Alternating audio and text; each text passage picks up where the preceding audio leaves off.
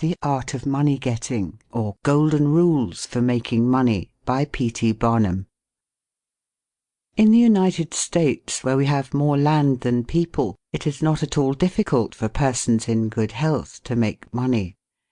In this comparatively new field, there are so many avenues of success open, so many vocations which are not crowded, that any person of either sex who is willing, at least for the time being, to engage in any respectable occupation that offers, may find lucrative employment.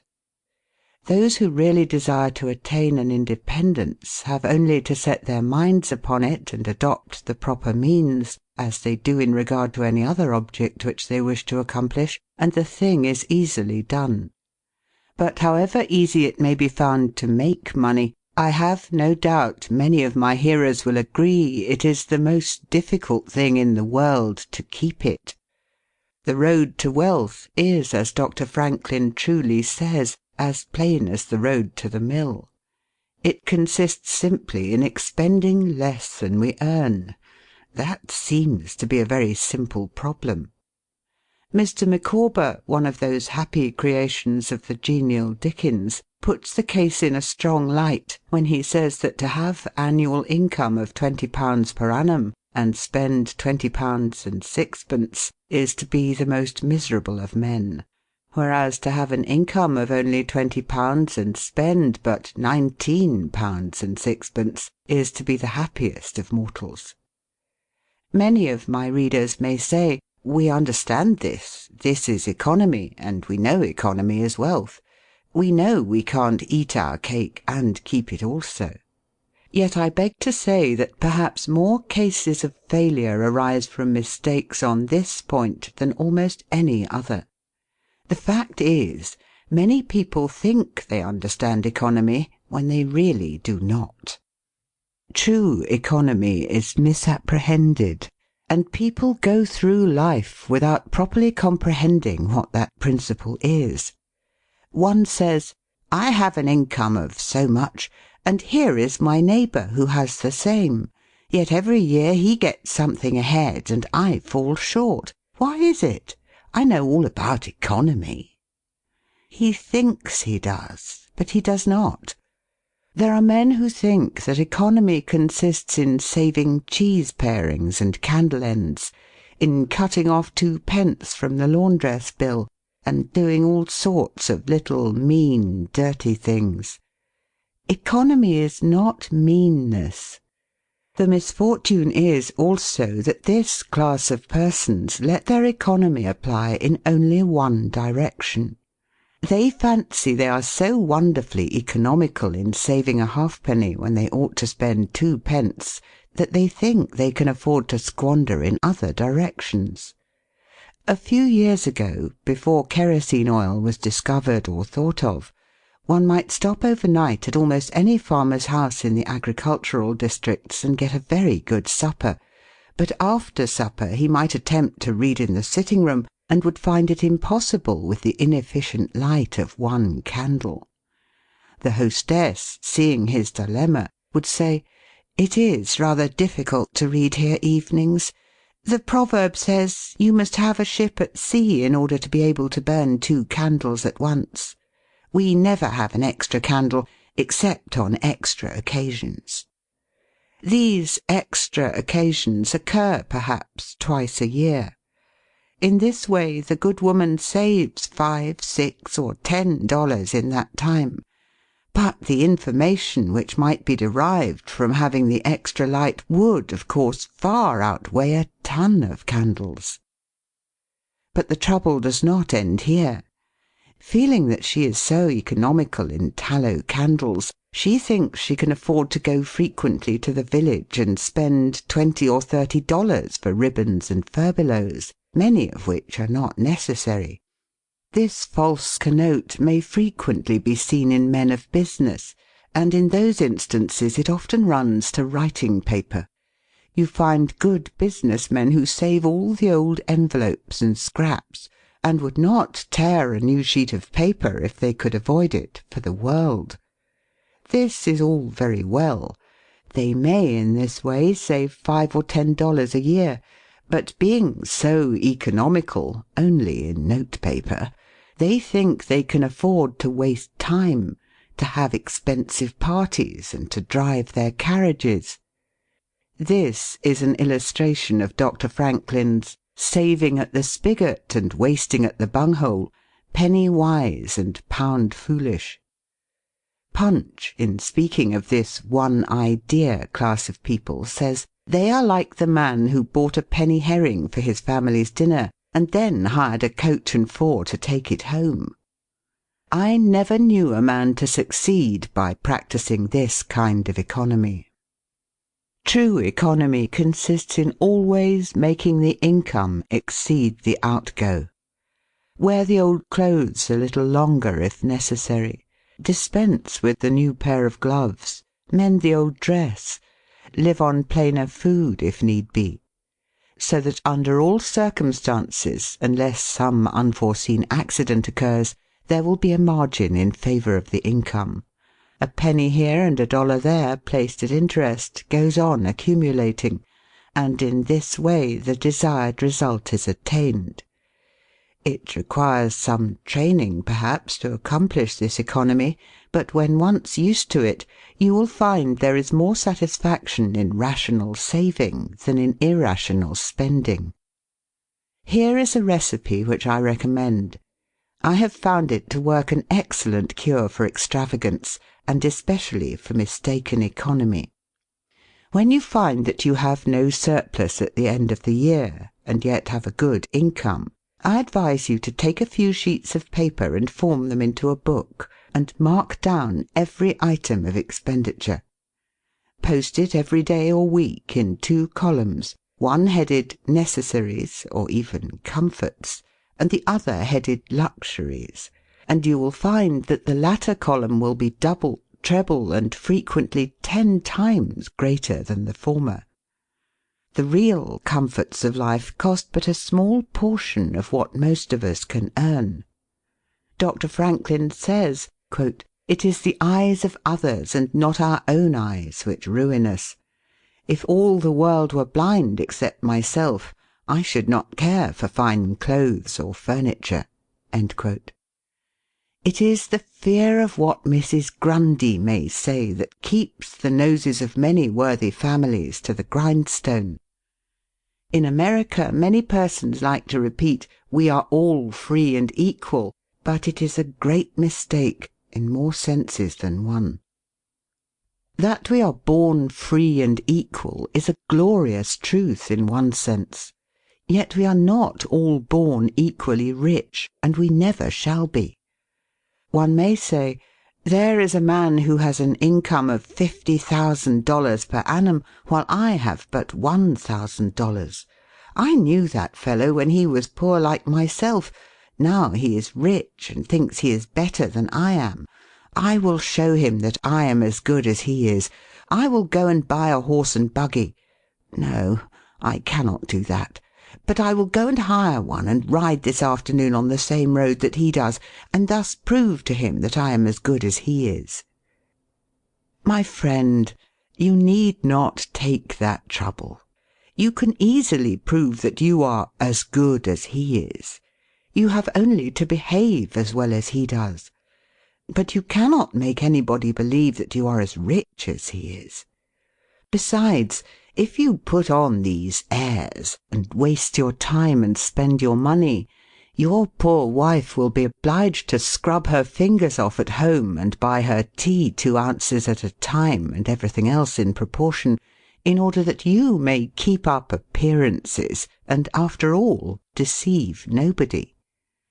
On the other hand, Mrs. Smith may say that her next-door neighbour married Johnson for his money, and everybody says so. She has a nice $1,000 camel's hair shawl, and she will make Smith get her an imitation one, and she will sit in a pew right next to her neighbour in church in order to prove that she is her equal. My good woman, you will not get ahead in the world if your vanity and envy thus take the lead. In this country, where we believe the majority ought to rule, we ignore that principle in regard to fashion. and let a handful of people calling themselves the aristocracy run up a false standard of perfection, and in endeavouring to rise to that standard, we constantly keep ourselves poor, all the time digging away for the sake of outside appearances. How much wiser to be a law unto ourselves and say, we will regulate our outgo by our income and lay up something for a rainy day. People ought to be as sensible on the subject of money getting as on any other subject.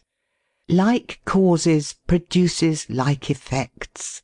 You cannot accumulate a fortune by taking the road that leads to poverty. It needs no prophet to tell us that those who live fully up to their means, without any thought of a reverse in this life, can never attain a pecuniary independence.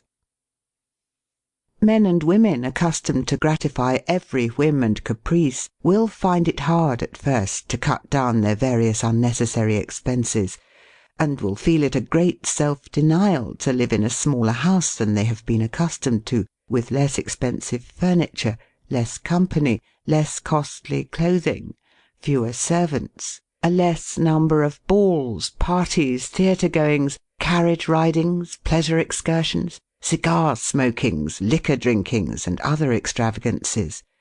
But after all, if they will try the plan of laying by a nest-egg, or in other words, a small sum of money at interest or judiciously invested in land, they will be surprised at the pleasure to be derived from constantly adding to their little pile, as well as from all the economical habits which are engendered by this course.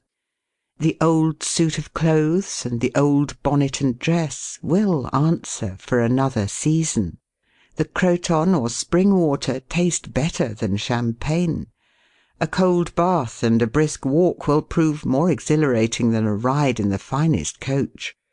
A social chat, an evening's reading in the family circle, or an hour's play of hunt the slipper and blind man's buff will be far more pleasant than a $50 or $500 party, when the reflection on the difference in cost is indulged in by those who begin to know the pleasures of saving. Thousands of men are kept poor, and tens of thousands are made so after they have acquired quite sufficient to support them well through life, in consequence of laying their plans of living on too broad a platform. Some families expend $20,000 per annum, and some much more, and would scarcely know how to live on less, while others secure more solid enjoyment frequently on a 20th part of that amount.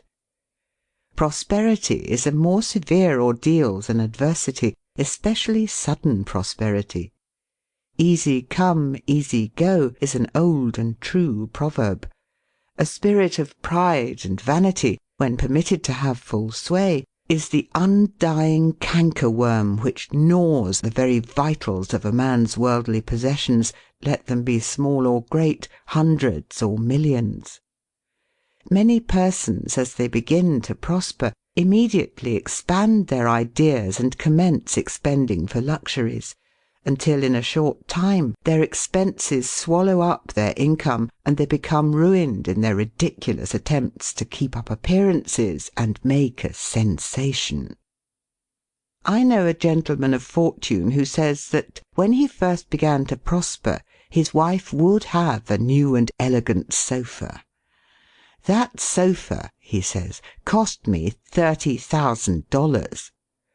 When the sofa reached the house, it was found necessary to get chairs to match, then sideboards, carpets, and tables to correspond with them, and so on through the entire stock of furniture, when at last it was found that the house itself was quite too small and old-fashioned for the furniture, and a new one was built to correspond with the new purchases.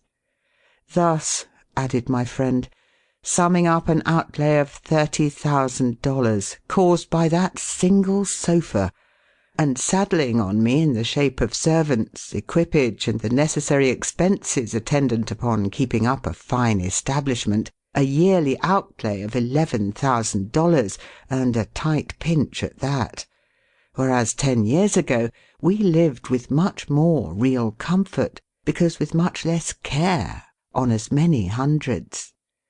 The truth is," he continued, "that sofa would have brought me to inevitable bankruptcy had not a most unexampled title to prosperity kept me above it, and had I not checked the natural desire to cut a dash."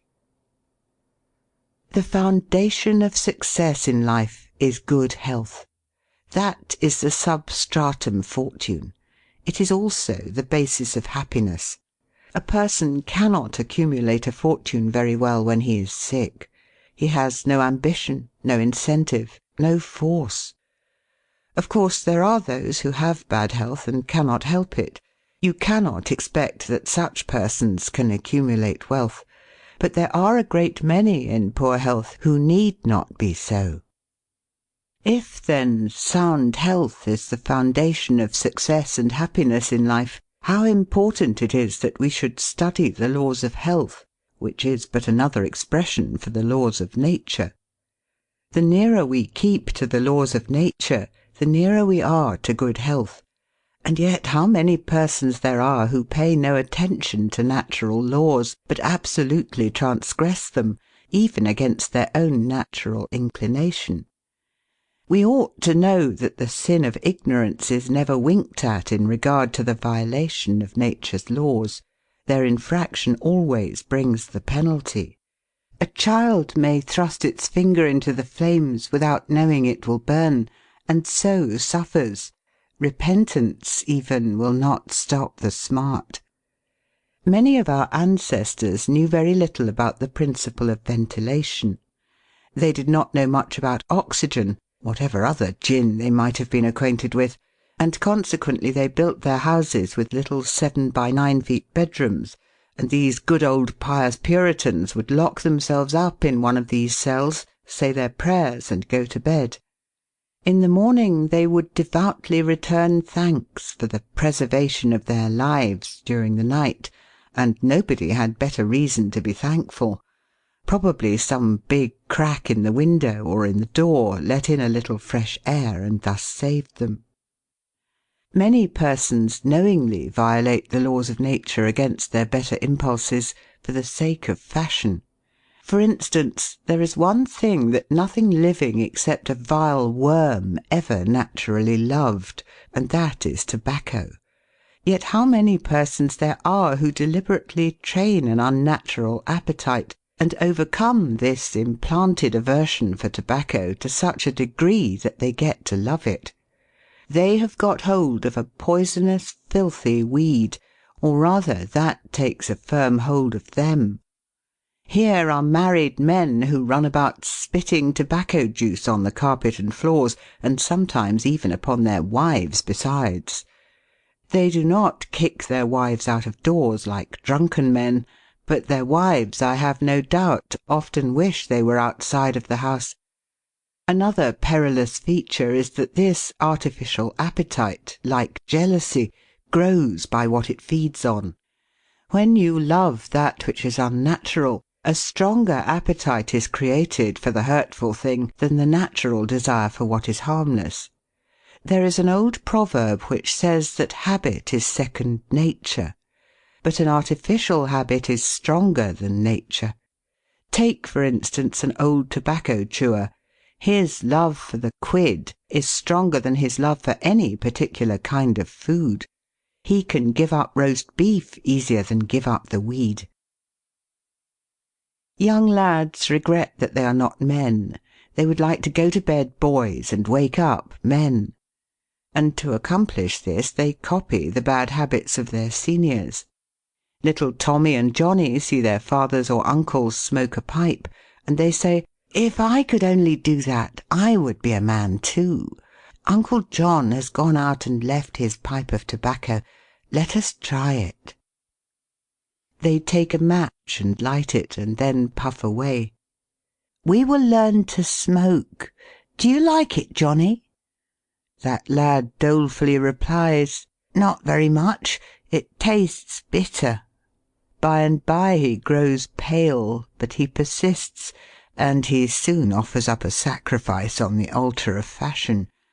But the boys stick to it and persevere until at last they conquer their natural appetites and become the victims of acquired tastes. I speak by the book, for I have noticed its effects on myself, having gone so far as to smoke 10 or 15 cigars a day, although I have not used the weed during the last 14 years, and never shall again. The more a man smokes, the more he craves smoking.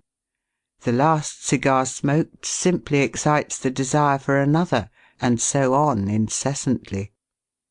Take the tobacco chewer. In the morning, when he gets up, he puts a quid in his mouth and keeps it there all day, never taking it out except to exchange it for a fresh one, or when he is going to eat. Oh yes, at intervals during the day and evening, many a chewer takes out the quid and holds it in his hand long enough to take a drink, and then pop it goes back again. This simply proves that the appetite for rum is even stronger than that for tobacco. When the tobacco chewer goes to your country seat and you show him your grapery and fruit house and the beauties of your garden, when you offer him some fresh ripe fruit and say, "My friend, I have got here the most delicious apples and pears and peaches and apricots. I have imported them from Spain, France, and Italy. Just see those luscious grapes. There is nothing more delicious nor more healthy than ripe fruit. So help yourself. I want to see you delight yourself with these things." He will roll the dear quid under his tongue and answer, "No, I thank you, I have got tobacco in my mouth." His palate has become narcotized by the noxious weed, and he has lost in a great measure the delicate and enviable taste for fruits. This shows what expensive, useless, and injurious habits men will get into. I speak from experience. I have smoked until I trembled like an aspen leaf, the blood rushed to my head, and I had a palpitation of the heart which I thought was heart disease, till I was almost killed with fright. When I consulted my physician, he said, "Break off tobacco using." I was not only injuring my health and spending a great deal of money, but I was setting a bad example. I obeyed his counsel. No young man in the world ever looked so beautiful as he thought he did behind a 15-cent cigar or a meerschaum. These remarks apply with tenfold force to the use of intoxicating drinks. To make money requires a clear brain. A man has got to see that 2 and 2 make 4. He must lay all his plans with reflection and forethought, and closely examine all the details and the ins and outs of business. As no man can succeed in business unless he has a brain to enable him to lay his plans, and reason to guide him in their execution, so no matter how bountifully a man may be blessed with intelligence, if the brain is muddled and his judgment warped by intoxicating drinks, it is impossible for him to carry on business successfully. How many good opportunities have passed, never to return, while a man was sipping a social glass with his friend? How many foolish bargains have been made under the influence of the nervine, which temporarily makes its victim think he is rich? How many important chances have been put off until tomorrow, and then forever, because the wine cup has thrown the system into a state of lassitude, neutralizing the energies so essential to success in business? Verily, wine is a mocker. The use of intoxicating drinks as a beverage is as much an infatuation as is the smoking of opium by the Chinese, and the former is quite as destructive to the success of the business man as the latter. It is an unmitigated evil, utterly indefensible in the light of philosophy, religion, or good sense. It is the parent of nearly every other evil in our country. Don't mistake your vocation. The safest plan, and the one most sure of success for the young man starting in life, is to select the vocation which is most congenial to his tastes. Parents and guardians are often quite too negligent in regard to this. It is very common for a father to say, for example, "I have 5 boys. I will make Billy a clergyman, John a lawyer, Tom a doctor, and Dick a farmer." He then goes into town and looks about to see what he will do with Sammy. He returns home and says, "Sammy, I see watchmaking is a nice genteel business. I think I will make you a goldsmith." He does this regardless of Sam's natural inclinations or genius. We are all, no doubt, born for a wise purpose. There is as much diversity in our brains as in our countenances. Some are born natural mechanics, while some have great aversion to machinery. Let a dozen boys of 10 years get together, and you will soon observe 2 or 3 are whittling out some ingenious device, working with locks or complicated machinery. When they were but 5 years old, their father could find no toy to please them like a puzzle. They are natural mechanics. But the other 8 or 9 boys have different aptitudes. I belong to the latter class. I never had the slightest love for mechanism. On the contrary, I have a sort of abhorrence for complicated machinery. I never had ingenuity enough to whittle a cider tap so it would not leak. I never could make a pen that I could write with, or understand the principle of a steam engine. If a man was to take such a boy as I was and attempt to make a watchmaker of him, the boy might, after an apprenticeship of 5 or 7 years, be able to take apart and put together a watch, but all through life he would be working uphill and seizing every excuse for leaving his work and idling away his time. Watchmaking is repulsive to him. Unless a man enters upon the vocation intended for him by nature and best suited to his peculiar genius, he cannot succeed. I am glad to believe that the majority of persons do find their right vocation. Yet we see many who have mistaken their calling, from the blacksmith up or down to the clergyman. You will see, for instance, that extraordinary linguist, the learned blacksmith, who ought to have been a teacher of languages, and you may have seen lawyers, doctors, and clergymen who were better fitted by nature for the anvil or the lapstone. Select the right location. After securing the right vocation, you must be careful to select the proper location. You may have been cut out for a hotel keeper, and they say it requires a genius to know how to keep a hotel. You might conduct a hotel like clockwork, and provide satisfactorily for 500 guests every day. Yet if you should locate your house in a small village, where there is no railroad communication or public travel, the location would be your ruin. It is equally important that you do not commence business where there are already enough to meet all demands in the same occupation. I remember a case which illustrates this subject. When I was in London in 1858, I was passing down Holborn with an English friend, and came to the penny shows.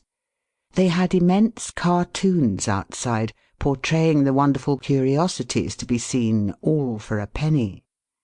Being a little in the show line myself, I said, "Let us go in here."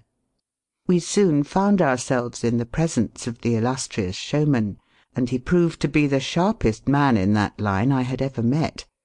He told us some extraordinary stories in reference to his bearded ladies, his albinos, and his armadillos, which we could hardly believe, but thought it better to believe it than look after the proof. He finally begged to call our attention to some wax statuary, and showed us a lot of the dirtiest and filthiest wax figures imaginable. They looked as if they had not seen water since the deluge. "What is there so wonderful about your statuary?" I asked. "I beg you not to speak so satirically," he replied. "Sir, these are not Madame Tussaud's wax figures, all covered with gilt and tinsel and imitation diamonds, and copied from engravings and photographs. Mine, sir, were taken from life. Whenever you look upon one of those figures, you may consider that you are looking upon the living individual." Glancing casually at them, I saw one labelled Henry VIII, and feeling a little curious upon seeing that it looked like Calvin Edson, the living skeleton, I said, "Do you call that Henry VIII?" He replied, "Certainly, sir. It was taken from life at Hampton Court by special order of His Majesty on such a day." He would have given the hour of the day if I had insisted. I said, "Everybody knows that Henry VIII was a great stout old king, and that figure is lean and lank. What do you say to that?" "Why," he replied, "you would be lean and lank yourself if you sat there as long as he has." There was no resisting such arguments.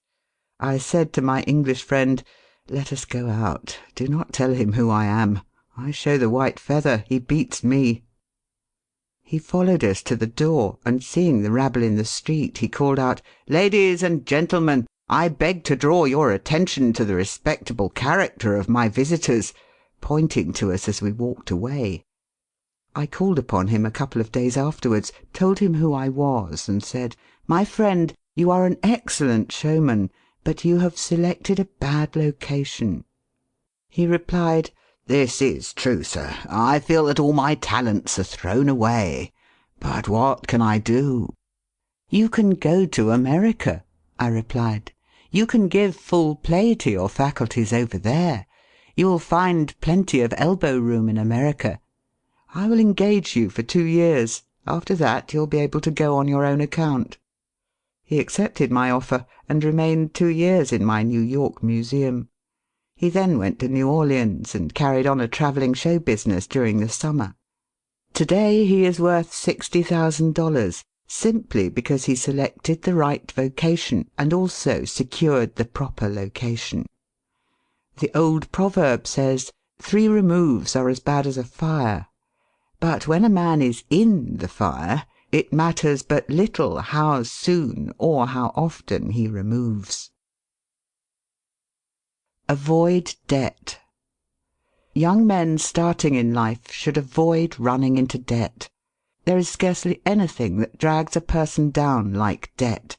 It is a slavish position to get in, yet we find many a young man hardly out of his teens running in debt. He meets a chum and says, "Look at this, I have got trusted for a new suit of clothes." He seems to look upon the clothes as so much given to him. Well, it frequently is so, but if he succeeds in paying and then gets trusted again, he is adopting a habit which will keep him in poverty through life. Debt robs a man of his self-respect and makes him almost despise himself. Grunting and groaning and working for what he has eaten up or worn out, and now, when he is called upon to pay up, he has nothing to show for his money, this is properly termed working for a dead horse. I do not speak of merchants buying and selling on credit, or of those who buy on credit in order to turn the purchase to a profit. The old Quaker said to his farmer son, "John, never get trusted, but if thee gets trusted for anything, let it be for manure, because that will help thee pay it back again." Mr. Beecher advised young men to get in debt if they could to a small amount in the purchase of land in the country districts. If a young man, he says, will only get in debt for some land and then get married, these 2 things will keep him straight, or nothing will. This may be safe to a limited extent, but getting in debt for what you eat and drink and wear is to be avoided.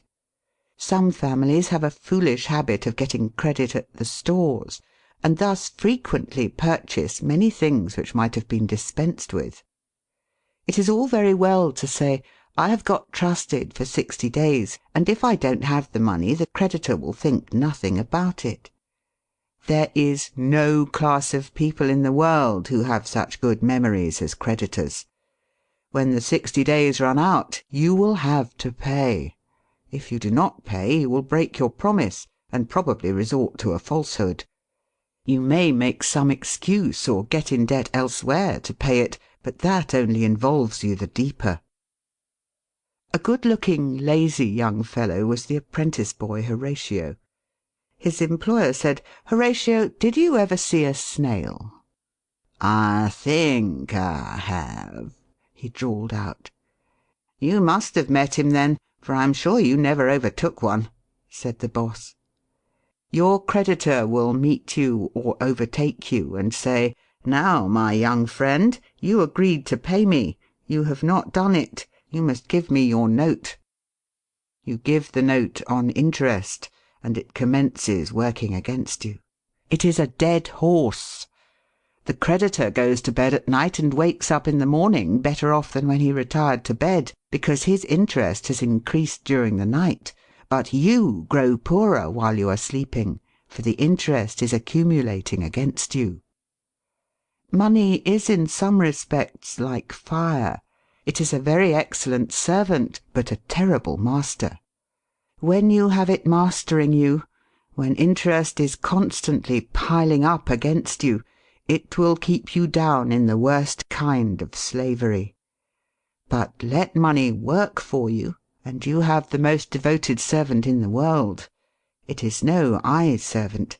There is nothing animate or inanimate that will work so faithfully as money when placed at interest, well secured.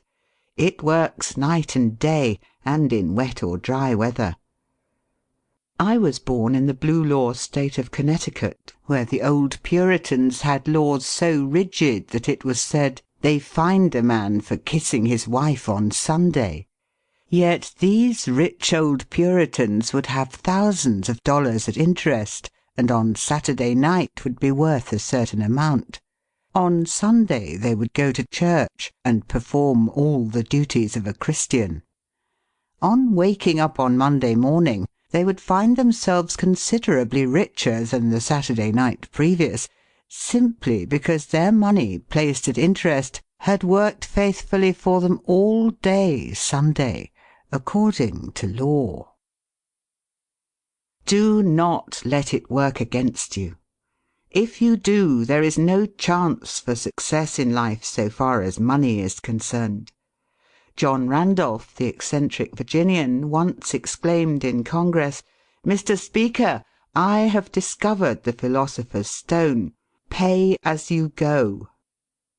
This is indeed nearer to the philosopher's stone than any alchemist has ever yet arrived. Persevere. When a man is in the right path, he must persevere.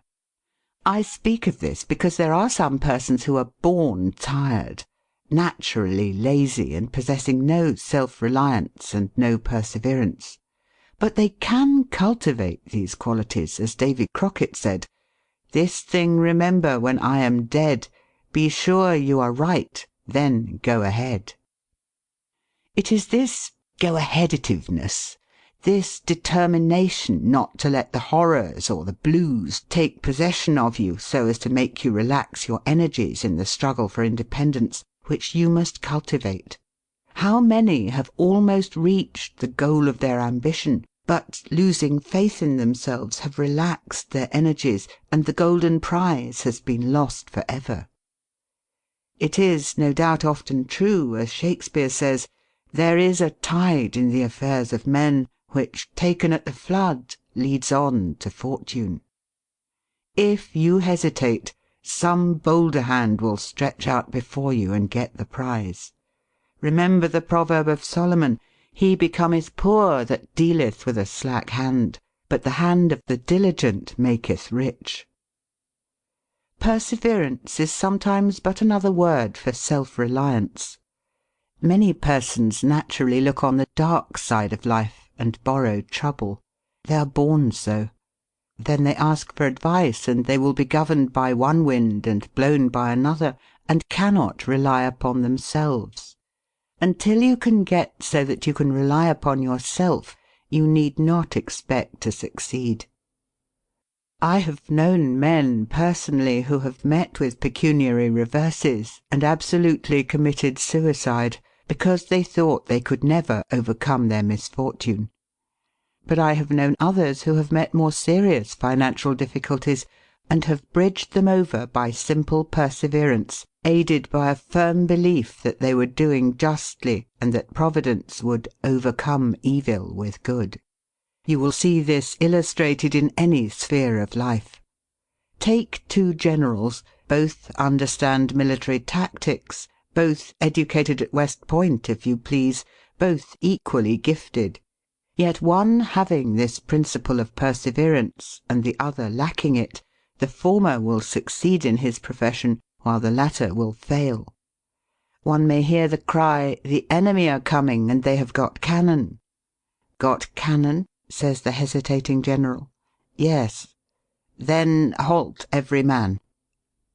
He wants time to reflect. His hesitation is his ruin.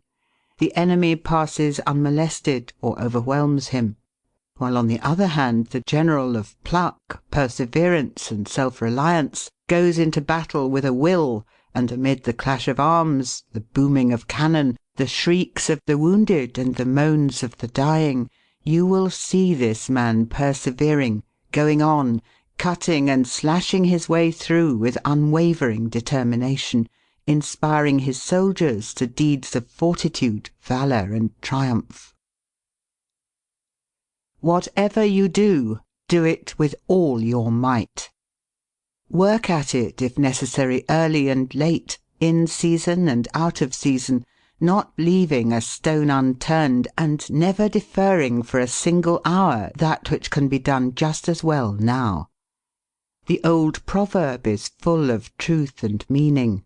Whatever is worth doing at all is worth doing well.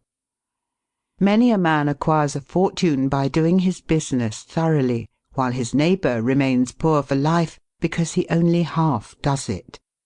Ambition, energy, industry, perseverance are indispensable requisites for success in business. Fortune always favours the brave, and never helps a man who does not help himself.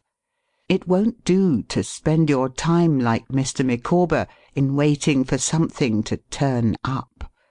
To such men one of two things usually turns up: the poorhouse or the jail. For idleness breeds bad habits and clothes a man in rags.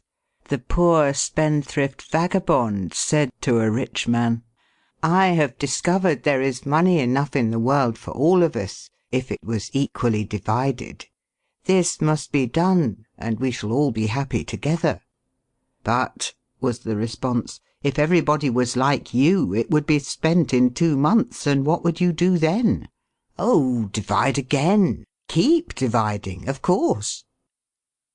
I was recently reading in a London paper an account of a like philosophic pauper who was kicked out of a cheap boarding-house because he could not pay his bill, but he had a roll of papers sticking out of his coat pocket which, upon examination, proved to be his plan for paying off the national debt of England without the aid of a penny. People have got to do as Cromwell said: not only trust in Providence, but keep the powder dry. Do your part of the work, or you cannot succeed. Mahomet one night, while encamping in the desert, overheard one of his fatigued followers remark, "I will loose my camel and trust it to God." "No, no, not so," said the Prophet. "Tie thy camel and trust it to God. Do all you can for yourselves, and then trust to Providence or luck, or whatever you please to call it, for the rest." Depend upon your own personal exertions. The eye of the employer is often worth more than the hands of a dozen employees. In the nature of things, an agent cannot be so faithful to his employer as to himself.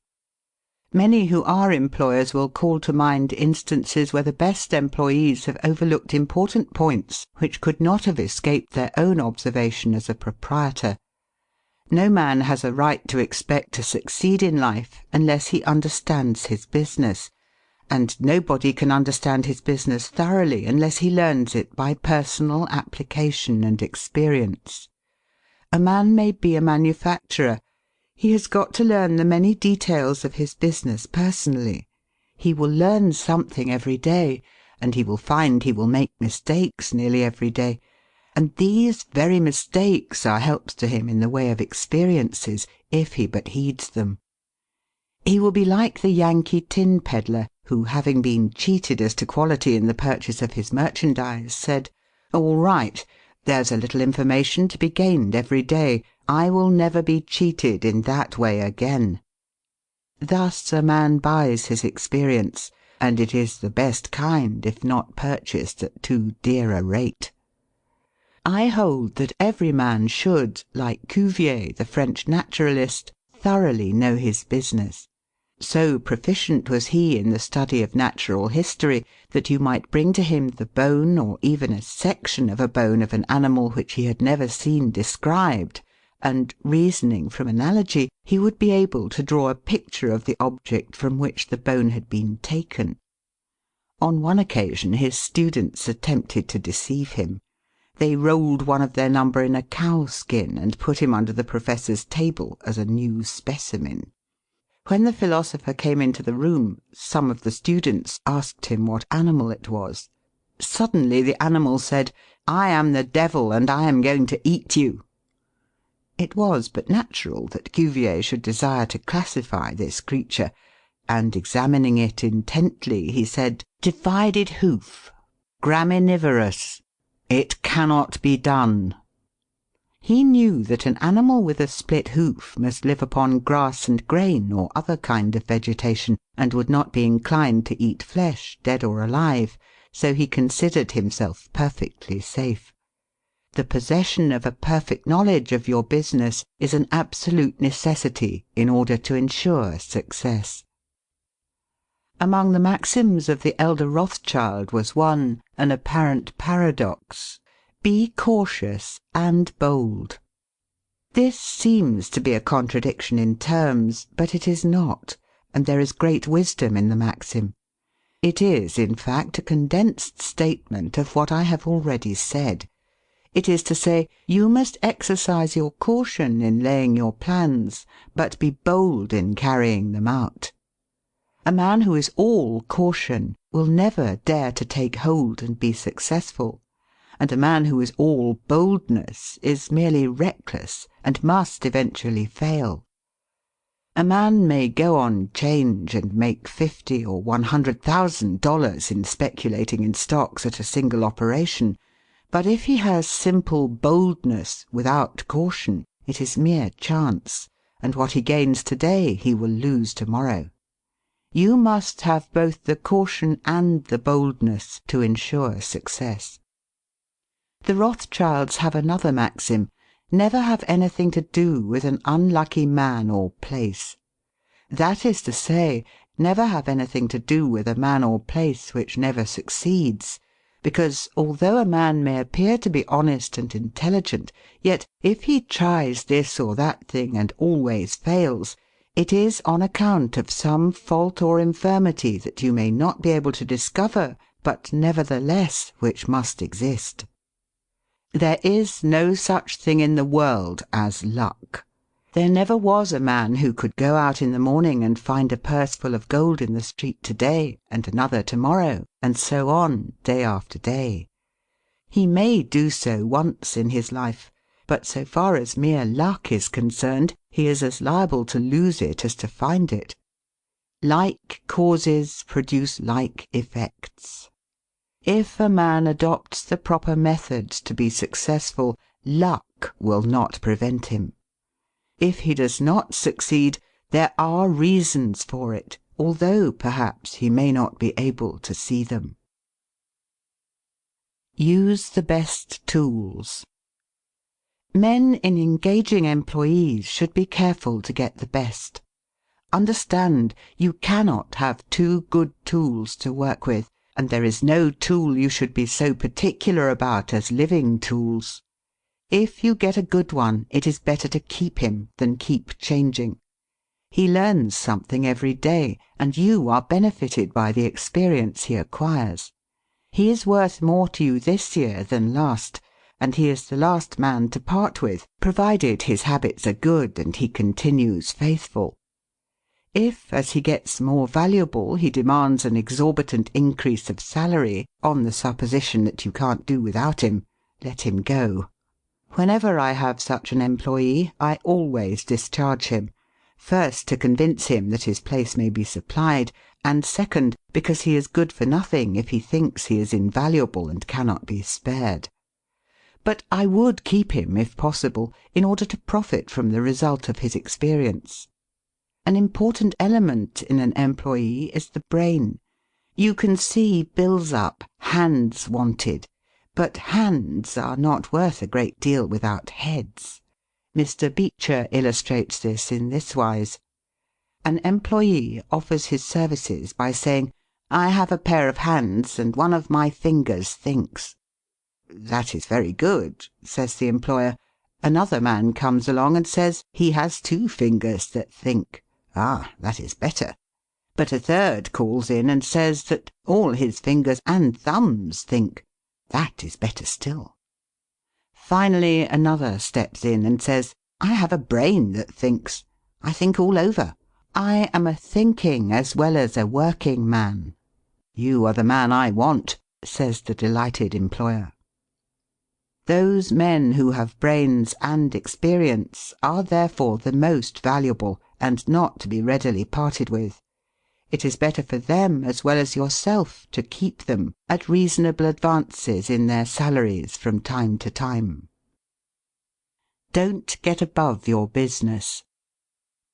Young men, after they get through their business training or apprenticeship, instead of pursuing their avocation and rising in their business, will often lie about doing nothing. They say, "I have learned my business, but I am not going to be a hireling. What is the object of learning my trade or profession unless I establish myself?" Have you capital to start with? No, but I am going to have it. How are you going to get it? I will tell you confidentially. I have a wealthy old aunt, and she will die pretty soon, but if she does not, I expect to find some rich old man who will lend me a few thousands to give me a start. If I only get the money to start with, I will do well. There is no greater mistake than when a young man believes he will succeed with borrowed money. Why?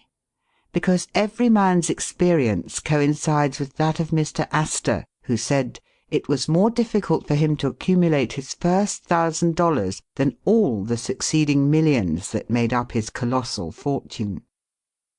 Money is good for nothing unless you know the value of it by experience. Give a boy $20,000 and put him in business, and the chances are that he will lose every dollar of it before he is a year older. Like buying a ticket in the lottery and drawing a prize, it is easy come, easy go. He does not know the value of it. Nothing is worth anything unless it costs effort. Without self-denial and economy, patience and perseverance, and commencing with capital which you have not earned, you are not sure to succeed in accumulating. Young men, instead of waiting for dead men's shoes, should be up and doing, for there is no class of persons who are so unaccommodating in regard to dying as these rich old people, and it is fortunate for the expectant heirs that it is so. 9 out of 10 of the rich men of our country today started out in life as poor boys, with determined wills, industry, perseverance, economy, and good habits. They went on gradually, made their own money, and saved it, and this is the best way to acquire a fortune. Stephen Girard started life as a poor cabin boy and died worth $9 million. A.T. Stewart was a poor Irish boy. Now he pays taxes on $1.5 million of income per year. John Jacob Astor was a poor farmer boy and died worth 20 millions. Cornelius Vanderbilt began life rowing a boat from Staten Island to New York. Now he presents our government with a steamship worth $1 million, and he is worth 50 millions. There is no royal road to learning, says the proverb, and I may say it is equally true, there is no royal road to wealth. But I think there is a royal road to both. The road to learning is a royal one. The road that enables the student to expand his intellect and add every day to his stock of knowledge, until, in the pleasant process of intellectual growth, he is able to solve the most profound problems, to count the stars, to analyse every atom of the globe, and to measure the firmament. This is a regal highway, and it is the only road worth travelling. So in regard to wealth. Go on in confidence, study the rules, and above all things, study human nature. For the proper study of mankind is man. And you will find that while expanding the intellect and the muscles, your enlarged experience will enable you every day to accumulate more and more principle, which will increase itself by interest and otherwise, until you arrive at a state of independence. You will find, as a general thing, that the poor boys get rich and the rich boys get poor. For instance, a rich man at his decease leaves a large estate to his family. His eldest sons, who have helped him earn his fortune, know by experience the value of money, and they take their inheritance and add to it. The separate portions of the young children are placed at interest, and the little fellows are patted on the head and told a dozen times a day, "You are rich. You will never have to work. You can always have whatever you wish, for you were born with a golden spoon in your mouth." The young heir soon finds out what that means. He has the finest dresses and playthings. He is crammed with sugar candies and almost killed with kindness, and he passes from school to school, petted and flattered. He becomes arrogant and self-conceited, abuses his teachers, and carries everything with a high hand. He knows nothing of the real value of money, having never earned any, but he knows all about the golden spoon business. At college he invites his poor fellow-students to his room, where he wines and dines them. He is cajoled and caressed, and called a glorious good fellow, because he is so lavish of his money. He gives his game suppers, drives his fast horses, invites his chums to fêtes and parties, determined to have lots of good times. He spends the night in frolics and debauchery, and leads off his companions with the familiar song, "We won't go home till morning." He gets them to join him in pulling down signs, taking gates from their hinges and throwing them into backyards and horse-ponds. If the police arrest them, he knocks them down, is taken to the lock-up, and joyfully foots the bills. "Ha, my boys," he cries, "what is the use of being rich if you can't enjoy yourself?" He might more truly say, if you can't make a fool of yourself. But he is fast, hates slow things, and don't see it. Young men loaded down with other people's money are almost sure to lose all they inherit, and they acquire all sorts of bad habits which in the majority of cases ruin them in health, purse, and character. In this country one generation follows another, and the poor of to-day are rich in the next generation, or the third. Their experience leads them on, and they become rich, and they leave vast riches to their young children. These children, having been reared in luxury, are inexperienced and get poor. And after long experience another generation comes on and gathers up riches again in turn. And thus history repeats itself. And happy is he who, by listening to the experience of others, avoids the rocks and shoals on which so many have been wrecked. In England the business makes the man. If a man in that country is a mechanic or working man, he is not recognised as a gentleman. On the occasion of my first appearance before Queen Victoria, the Duke of Wellington asked me what sphere in life General Tom Thumb's parents were in. "His father is a carpenter," I replied. "Oh, I had heard he was a gentleman," was the response of his Grace. In this republican country, the man makes the business. No matter whether he is a blacksmith, a shoemaker, a farmer, banker, or lawyer, So long as his business is legitimate, he may be a gentleman. So any legitimate business is a double blessing. It helps the man engaged in it, and also helps others. The farmer supports his own family, but he also benefits the merchant or mechanic who needs the products of his farm. The tailor not only makes a living by his trade, but he also benefits the farmer, the clergyman, and others who cannot make their own clothing. But all these classes of men may be gentlemen.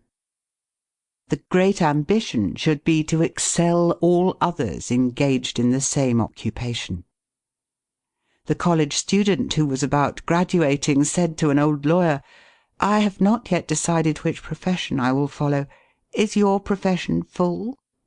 "The basement is much crowded, but there is plenty of room upstairs," was the witty and truthful reply. No profession, trade, or calling is overcrowded in the upper story. Wherever you find the most honest and intelligent merchant or banker, or the best lawyer, the best doctor, the best clergyman, the best shoemaker, carpenter, or anything else, that man is most sought for and has always enough to do. As a nation, Americans are too superficial. They are striving to get rich quickly, and do not generally do their business as substantially and thoroughly as they should. But whoever excels all others in his own line, if his habits are good and his integrity undoubted, cannot fail to secure abundant patronage and the wealth that naturally follows. Let your motto then always be Excelsior, for by living up to it there is no such word as fail. Learn something useful. Every man should make his son or daughter learn some useful trade or profession, so that in these days of changing fortunes, of being rich to-day and poor to-morrow, they may have something tangible to fall back upon. This provision might save many persons from misery who by some unexpected turn of fortune have lost all their means. Let hope predominate, but be not too visionary. Many persons are always kept poor because they are too visionary. Every project looks to them like certain success, and therefore they keep changing from one business to another, always in hot water, always under the harrow. The plan of counting the chickens before they are hatched is an error of ancient date, but it does not seem to improve by age. Do not scatter your powers. Engage in one kind of business only, and stick to it faithfully until you succeed, or until your experience shows that you should abandon it. A constant hammering on one nail will generally drive it home at last, so that it can be clinched. When a man's undivided attention is centered on one object, his mind will constantly be suggesting improvements of value, which would escape him if his brain was occupied by a dozen different subjects at once. Many a fortune has slipped through a man's fingers because he was engaged in too many occupations at a time. There is good sense in the old caution against having too many irons in the fire at once. Be systematic. Men should be systematic in their business. A person who does business by rule, having a time and place for everything, doing his work promptly, will accomplish twice as much and with half the trouble of him who does it carelessly and slipshod. By introducing system into all your transactions, doing one thing at a time, always meeting appointments with punctuality, you find leisure for pastime and recreation. Whereas the man who only half does one thing and then turns to something else and half does that, will have his business at loose ends, and will never know when his day's work is done, for it never will be done. Of course there is a limit to all these rules. We must try to preserve the happy medium, for there is such a thing as being too systematic. There are men and women, for instance, who put away things so carefully that they can never find them again. It is too much like the red tape formality at Washington and Mr. Dickens' Circumlocution Office, all theory and no result. When the Astor House was first started in New York City, it was undoubtedly the best hotel in the country. The proprietors had learned a good deal in Europe regarding hotels, and the landlords were proud of the rigid system which pervaded every department of their great establishment. When 12 o'clock at night had arrived and there were a number of guests around, one of the proprietors would say, "Touch that bell, John," and in 2 minutes 60 servants, with a water bucket in each hand, would present themselves in the hall. "This," said the landlord, addressing his guests, "is our fire bell. It will show you we are quite safe here. We do everything systematically." This was before the Croton water was introduced into the city. But they sometimes carried their system too far. On one occasion, when the hotel was thronged with guests, one of the waiters was suddenly indisposed, and although there were 50 waiters in the hotel, the landlord thought he must have his full complement or his system would be interfered with. Just before dinner time he rushed downstairs and said, "There must be another waiter. I am one waiter short. What can I do?" He happened to see Boots, the Irishman. "Pat," said he, "wash your hands and face. Take that white apron and come into the dining room in 5 minutes." Presently Pat appeared as required, and the proprietor said, "Now, Pat, you must stand behind these 2 chairs and wait on the gentleman who will occupy them. Did you ever act as a waiter?" "I know all about it, sure, but I never did it." Like the Irish pilot, on one occasion when the captain, thinking he was considerably out of his course, asked, "Are you certain you understand what you are doing?" Pat replied, "Sure, and I knows every rock in the channel." That moment, bang thumped the vessel against a rock. "Ah, bejabers, and that is one of 'em," continued the pilot. But to return to the dining room. "Pat," said the landlord, "here we do everything systematically. You must first give the gentlemen each a plate of soup, and when they've finished that, ask them what they will have next." Pat replied, "Ah, and I understand perfectly the virtues of system." Very soon in came the guests. The plates of soup were placed before them. One of Pat's 2 gentlemen ate his soup. The other did not care for it. He said, "Waiter, take this plate away and bring me some fish." Pat looked at the untasted plate of soup, and remembering the injunctions of the landlord in regard to system, replied, "Not till ye have ate your soup." Of course that was carrying system entirely too far. Read the newspapers. Always take a trustworthy newspaper, and thus keep thoroughly posted in regard to the transactions of the world. He who is without a newspaper is cut off from his species. In these days of telegraphs and steam, many important inventions and improvements in every branch of trade are being made, and he who don't consult the newspapers will soon find himself and his business left out in the cold. Beware of outside operations. We sometimes see men who have obtained fortunes suddenly become poor. In many cases this arises from intemperance, and often from gaming and other bad habits. Frequently it occurs because a man has been engaged in outside operations of some sort. When he gets rich in his legitimate business, he is told of a grand speculation where he can make a score of thousands.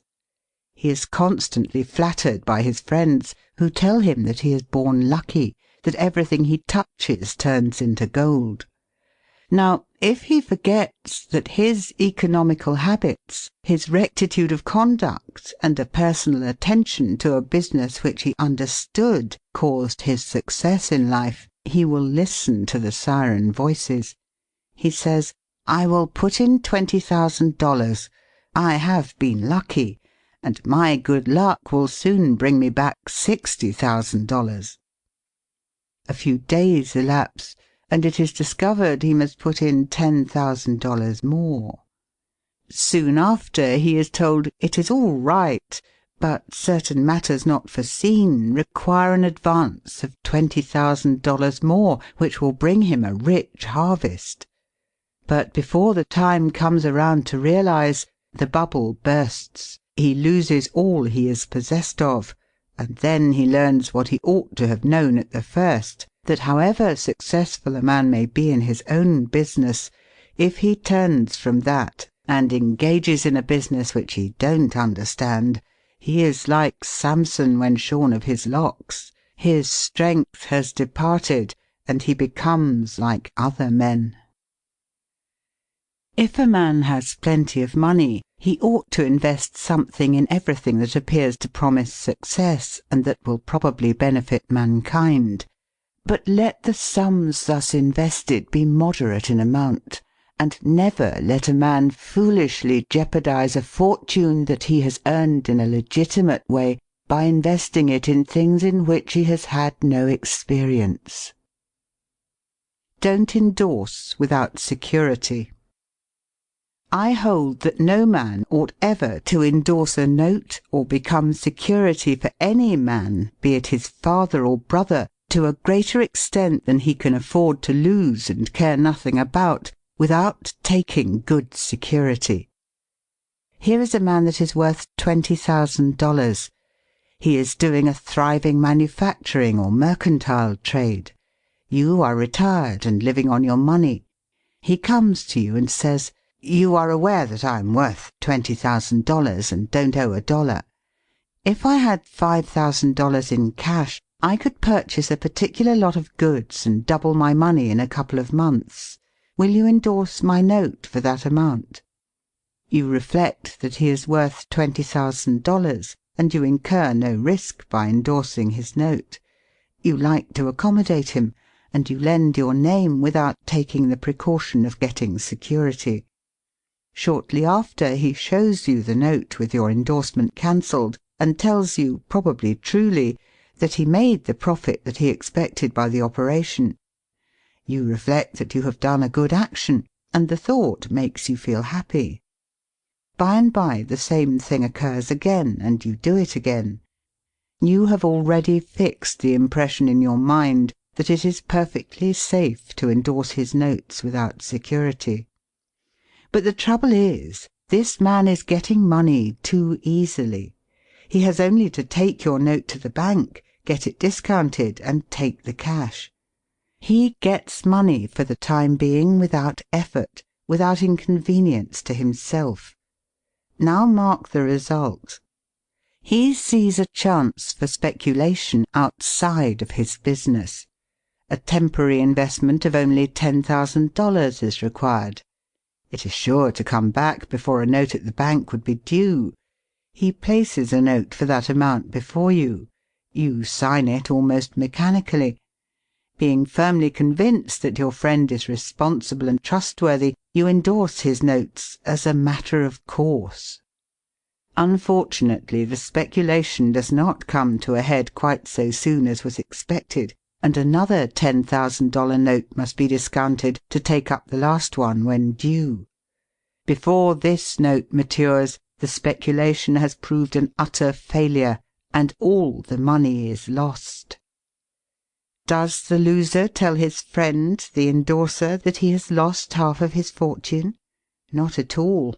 He don't even mention that he has speculated at all. But he has got excited. The spirit of speculation has seized him. He sees others making large sums in this way. We seldom hear of the losers. And like other speculators, he looks for his money where he loses it. He tries again. Endorsing notes has become chronic with you, and at every loss he gets your signature for whatever amount he wants. Finally, you discover your friend has lost all of his property and all of yours. You are overwhelmed with astonishment and grief, and you say, "It is a hard thing. My friend here has ruined me."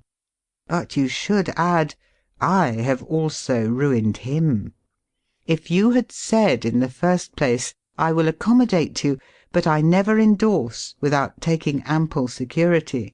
He could not have gone beyond the length of his tether, and he would never have been tempted away from his legitimate business. It is a very dangerous thing, therefore, at any time, to let people get possession of money too easily. It tempts them to hazardous speculations, if nothing more. Solomon truly said, "He that hateth suretyship is sure." So with the young man starting in business. Let him understand the value of money by earning it. When he does understand its value, then grease the wheels a little in helping him to start business. But remember, men who get money with too great facility cannot usually succeed.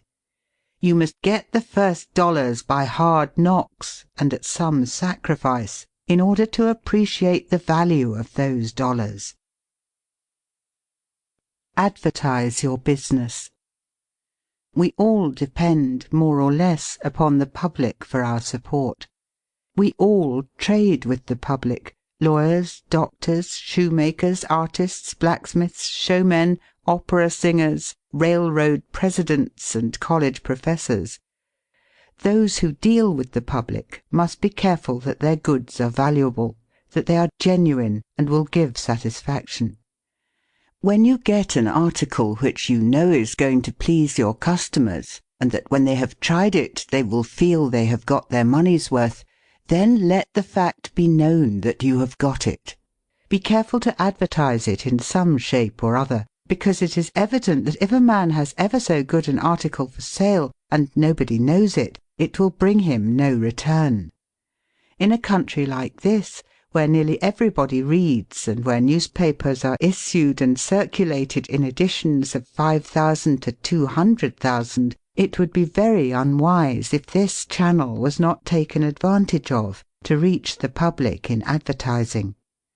A newspaper goes into the family and is read by wife and children as well as the head of the house. Hence hundreds and thousands of people may read your advertisement while you are attending to your routine business. Many, perhaps, read it while you are asleep. The whole philosophy of life is first sow, then reap. That is the way the farmer does. He plants his potatoes and corn and sows his grain, and then goes about something else, and the time comes when he reaps. But he never reaps first and sows afterwards. This principle applies to all kinds of business, and to nothing more eminently than to advertising. If a man has a genuine article, there is no way in which he can reap more advantageously than by sowing to the public in this way. He must, of course, have a really good article, and one which will please his customers.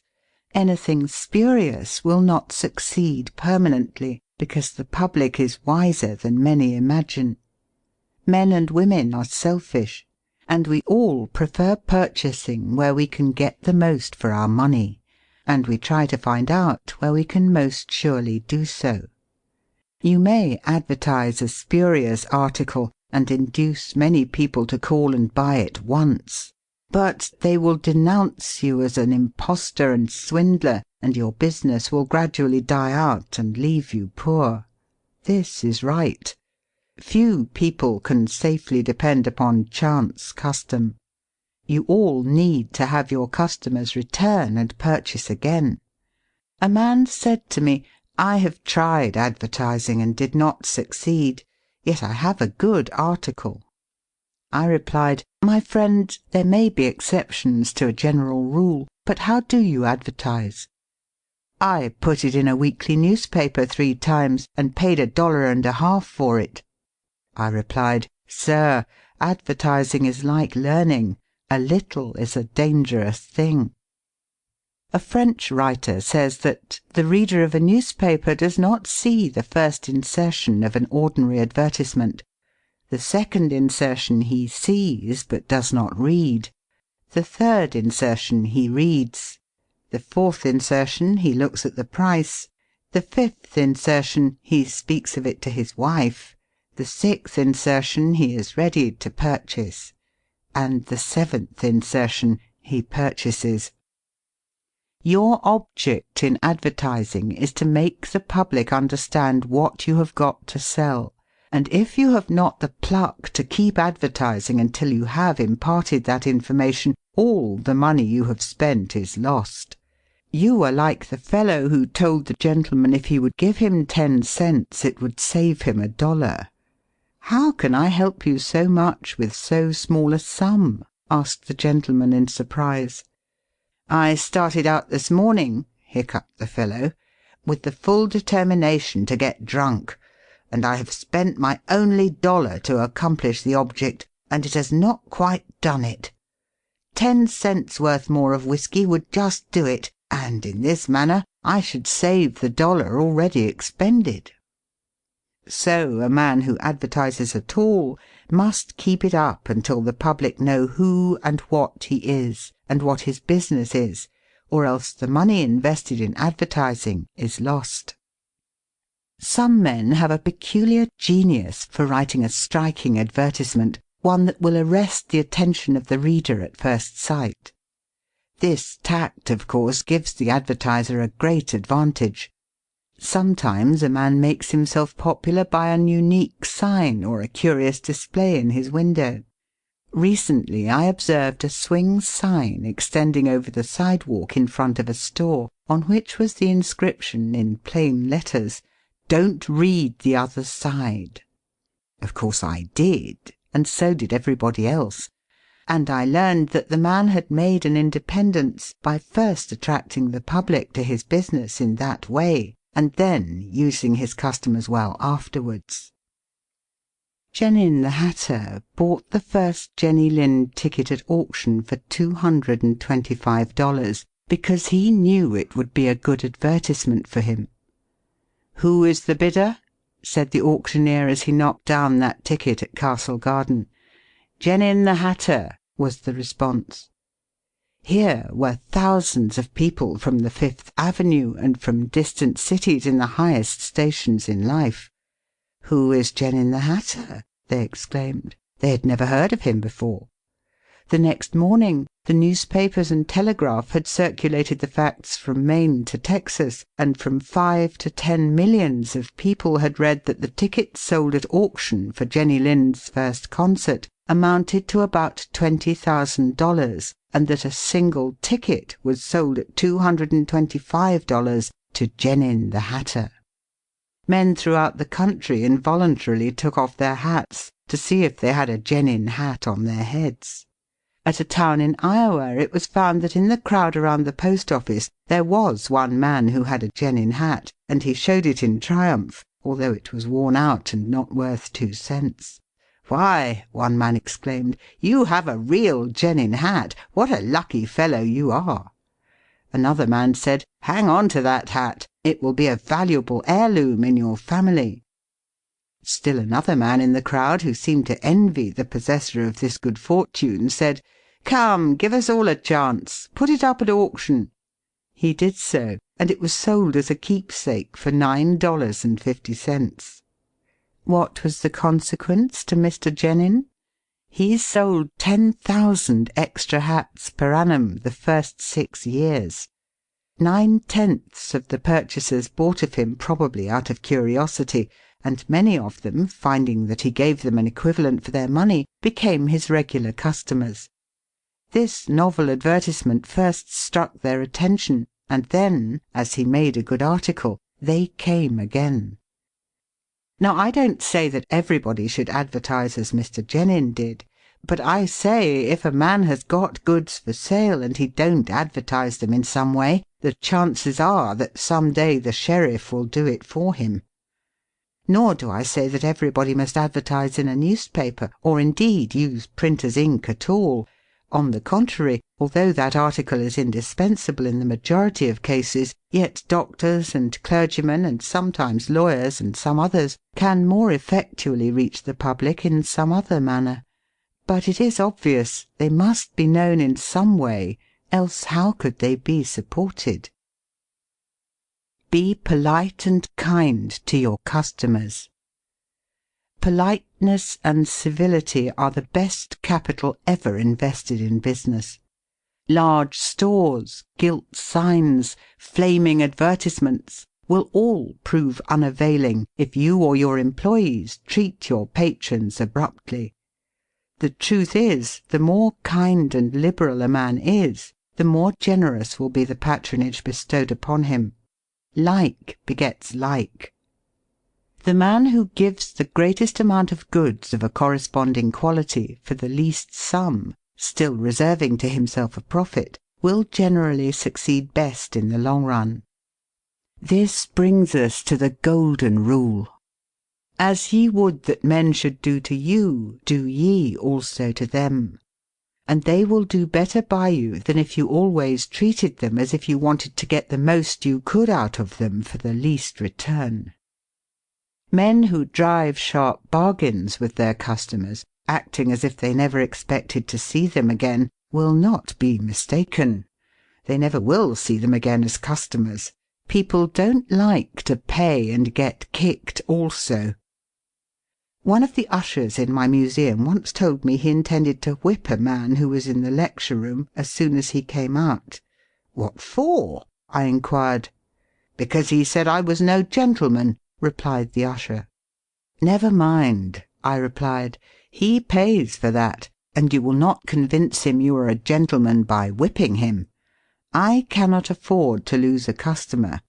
If you whip him, he will never visit the museum again, and he will induce friends to go with him to other places of amusement instead of this, and thus, you see, I should be a serious loser." "But he insulted me," muttered the usher. "Exactly," I replied. "And if he owned the museum, and you had paid him for the privilege of visiting it, and he had then insulted you, there might be some reason in your resenting it. But in this instance he is the man who pays, while we receive, and you must therefore put up with his bad manners." My usher laughingly remarked that this was undoubtedly the true policy, but he added that he should not object to an increase of salary if he was expected to be abused in order to promote my interests. Be charitable. Of course, men should be charitable, because it is a duty and a pleasure. But even as a matter of policy, if you possess no higher incentive, you will find that the liberal man will command patronage, while the sordid, uncharitable miser will be avoided. Solomon says, "There is that scattereth and yet increaseth, and there is that withholdeth more than meet, but it tendeth to poverty." Of course, the only true charity is that which is from the heart. The best kind of charity is to help those who are willing to help themselves. Promiscuous almsgiving, without inquiring into the worthiness of the applicant, is bad in every sense. But to search out and quietly assist those who are struggling for themselves is the kind that scattereth and yet increaseth. But don't fall into the idea that some persons practice of giving a prayer instead of a potato and a benediction instead of bread to the hungry. It is easier to make Christians with full stomachs than empty. Don't blab. Some men have a foolish habit of telling their business secrets. If they make money, they like to tell their neighbours how it was done. Nothing is gained by this, and ofttimes much is lost. Say nothing about your profits, your hopes, your expectations, your intentions. And this should apply to letters as well as to conversation. Goethe makes Mephistopheles say, "Never write a letter nor destroy one." Business men must write letters, but they should be careful what they put in them. If you are losing money, be specially cautious and not tell of it, or you will lose your reputation. Preserve your integrity. It is more precious than diamonds or rubies. The old miser said to his sons, "Get money. Get it honestly if you can, but get money." This advice was not only atrociously wicked, but it was the very essence of stupidity. It was as much as to say, if you find it difficult to obtain money honestly, you can easily get it dishonestly. Get it in that way. Poor fool! Not to know that the most difficult thing in life is to make money dishonestly. Not to know that our prisons are full of men who attempted to follow this advice. Not to understand that no man can be dishonest without soon being found out, and that when his lack of principle is discovered, nearly every avenue to success is closed against him forever. The public very properly shun all whose integrity is doubted. No matter how polite and pleasant and accommodating a man may be, none of us dare to deal with him if we suspect false weights and measures. Strict honesty not only lies at the foundation of all success in life financially, but in every other respect. Uncompromising integrity of character is invaluable. It secures to its possessor a peace and joy which cannot be attained without it, which no amount of money or houses and lands can purchase. A man who is known to be strictly honest may be ever so poor, but he has the purses of all the community at his disposal, for all know that if he promises to return what he borrows, he will never disappoint them.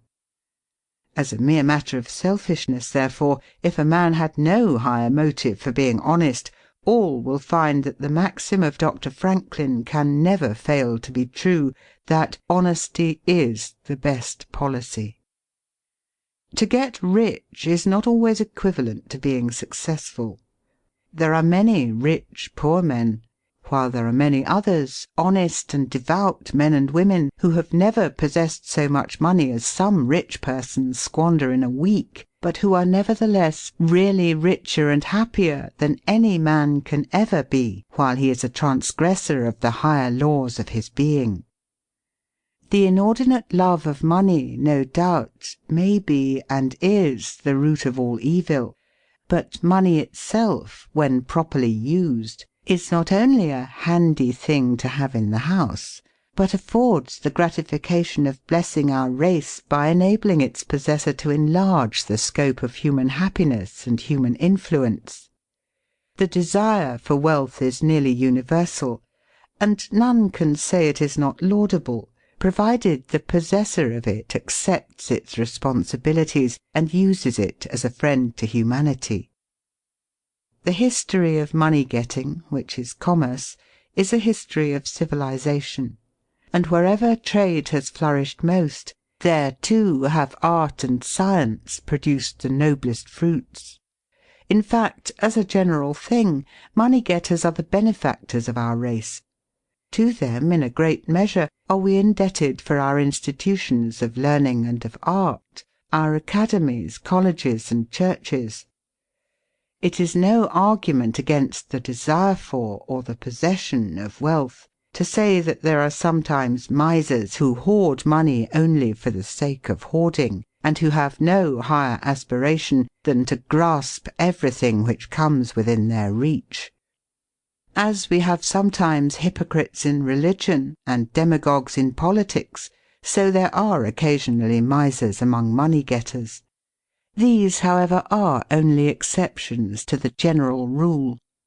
But when, in this country, we find such a nuisance and stumbling block as a miser, we remember with gratitude that in America we have no laws of primogeniture, and that in the due course of nature the time will come when the hoarded dust will be scattered for the benefit of mankind.